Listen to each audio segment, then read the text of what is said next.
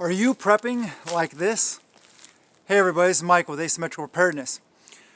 Thank you guys very much for being here. I appreciate all your support, all the awesome subscribers, your good comments, all the thumbs up, all the help with the channel. I really appreciate you guys. Today I want to talk about preparedness, generally speaking. And are you living, breathing preparedness? Is it a way of life? Just like fitness is a way of life. Just like a lot of things are a way of life. Some are positive, some are negative. Preparedness and living a preparedness lifestyle is very good, very advantageous. Now, it can be taken to an extreme where it is not good for your mental state of mind. Also, always ingesting the fear-based stuff. I get it. Every once in a while, moderation. Yeah, I love it because some of the fear-based stuff, you guys know what channels I'm talking about, they get you going. They get you thinking, wow, I really need to ramp up my game. And that is important. But taking it slow and steady is my approach and the approach I recommend. I used to say all the time in my videos, prep a little every day. Because preparedness and prepping is living insurance. That's very true. Life insurance is actually death insurance. We know that. Prepping is actually living insurance. It's insurance that you might actually live. You might actually get through situations, whether it's zombie apocalypse, the end of the world as we know it, whether it's end times, whether it's SHTF, whether it's natural disasters, whatever. It could be personal SHTF though too. It could be you get really injured and you lose your job. It could be a plethora of things. Along with preparedness, doing the things yourself, a very important aspect of preparedness and being truly prepared is tribe. Mutual assistance groups, what most people refer to them as. I like tribe because it's that close-knit family type atmosphere. I'm a member of a couple tribes. I have a homesteading group. I have another group that's kind of like more just like like-minded people. I have another group that is more on the tactical side of things. But the homesteading group and the tactical group, you get them together, I'll tell you what, right there, buddy. Yeah. I feel that preppers and homesteaders need to be like this. Homesteaders need to prep. Preppers need to be more homesteading because homesteading is true self-reliance, self-sufficiency. Now, of course, even if you're homesteading, you can't do everything. You can't produce everything. You can't make a flannel shirt. I can't make boots. Well, some people may be able to, but I can't. And I can't do everything. So tribe. I have tribe members that are homesteaders. I have tribe members that are medical. I have tribe members that are former military as well as just like me. The variety of skill sets and knowledge, because I can't do this all myself. That's very important. So what do I mean about prepping is a lifestyle? Eat, breathe, live, preparedness. That doesn't mean you have to just take it like to absurd lengths. What that means is that you do a little every day and that you incorporate preparedness into your lifestyle, that you make prepping fun. A lot of activities go right in line with preparedness. You could be rappelling, mountain climbing, kayaking, biking, hiking, rucking, defensive tool sports, hunting, fishing, all those kind of things. There's a lot to it. Gardening, homesteading, knitting, sewing, canning, cooking, medical stuff. There's a lot to it. As well as the fun activities, like I said, camping and stuff like that. Camping goes right in the hand with preparedness, bushcraft, wilderness survival, all that stuff. And it helps you build the skills that will be necessary to get through tough events, which is another thing that is very important. Whether it's a small scale, personal SHTF, short term, intermediate, long term, personal, widespread, maybe it is total and utter collapse of society as we know it. That's where tribe really comes in. People will be forced into tribes then. because there won't be any other options. You can't do it alone. You can't set proper security by yourselves.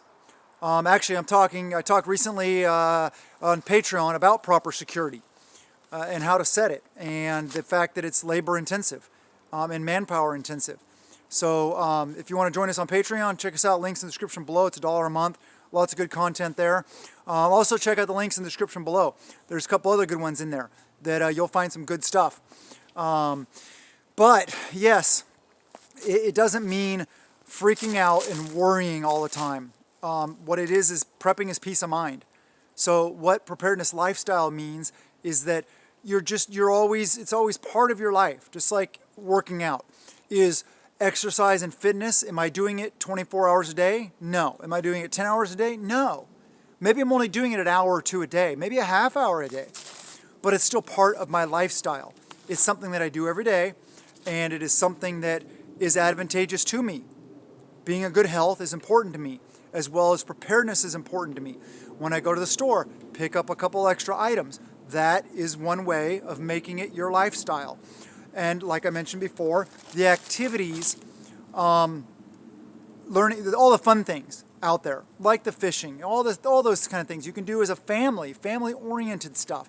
It's a great way to prep, building skills and or experiences that's not necessarily like, it doesn't take much effort as far as not wanting to do it. It's more of something that is enjoyable.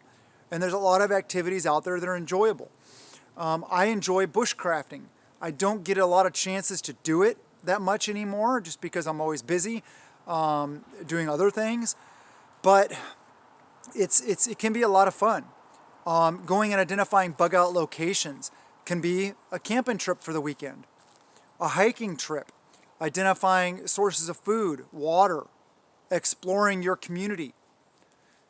That can be fun. So please, do a little bit every day. If you're new to preparedness, just do the simple things. Don't overcomplicate it. Make sure you have the basics.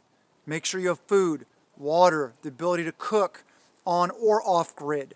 Make sure that you have, basic things like a knife, first aid kit, IFAK, whatever. That's one thing. Medical stuff is often overlooked in the preparedness community, I feel. That's their expertise, but that's a few people with that expertise. I know a lot of people that have IFAKs, and they talk about IFAKs a lot, which is individual first aid kit. It's a blowout kit, a trauma kit. So it's basically if you get shot. But a lot of people I feel have them and don't know how to use them.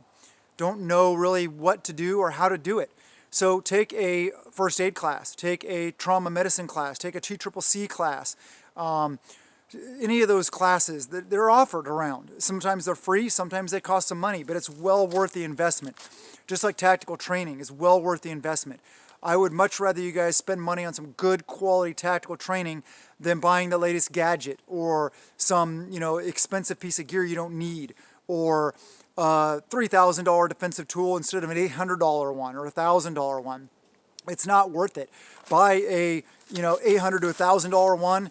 Put a little bit of money into it, buy a bunch of the seeds for practice, and get out there and do it. That's much more, that makes much more sense. So I hope you guys take this seriously. Winter is only going to get worse. And the grid, we've already lost power twice for 5, 6, 7 hours at a time, which isn't that big a deal, and we're set up for it. But the fact is, we've already lost power twice. We went 10 years without losing power at our location. We've already lost it twice with the substation attacks, the transformer attacks, power stations, all that stuff, as well as the severe storms on the way and throughout the winter. Yeah, it's much more likely that we'll have to be able to do things off grid. So make sure that you have that squared away, because if you don't, you're going to suffer and maybe die. So take it seriously. And like I said, slow and steady wins the race, a little bit at a time. Some people ask, is it too late to prepare? Well, it's never too late. It's never too late to start preparing. So don't feel bad if you're starting off now. You can still do this. You can still get adequate supplies, much more adequate than probably 80–90% of Americans have. Even though the preparedness community is growing, I feel that the events of the last 2 years, 3 years, have gotten a lot more people awakened to the aspect of preparedness, which is a good thing. It's a bad thing that it happened, but it's a good thing that more and more people are on board.